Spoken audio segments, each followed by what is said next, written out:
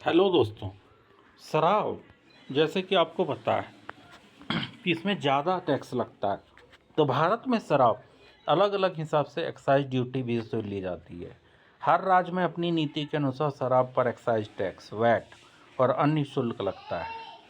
कई राज्यों में तो शराब की कीमत 60% से 80% तक हिस्सा सिर्फ टैक्स ही होता है। तो यहाँ पर देख लीजिए कि मान लीजिए प्रीमियम ब्रांड की शराब की बोतल की फैक्ट्री कीमत 200 है। इस पर राज्य सरकार अलग अलग टैक्स लगाती है। अगर टैक्स की दर औसतन 70% है तो बोतल की कीमत इस तरह तय होती है। फैक्ट्री की कीमत 200 रुपये, एक्साइज ड्यूटी और अन टैक्स 70% यानी 140 रुपये, डिस्ट्रीब्यूटर और मार्जिन 60 रुपये, तो टोटल 400 रुपये।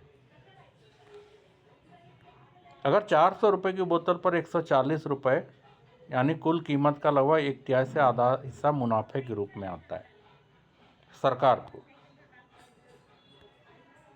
यहीं अगर टैक्स ना लगे 400 रुपये की बोतल की असली कीमत 200 से 250 के बीच होगी, यानी उपभोक्ता आधे दाम में ही शराब खरीद पाएगा। लेकिन सरकार के लिए यह संभव नहीं है क्योंकि शराब टैक्स से राज्यों की आय का बड़ा हिस्सा आता है।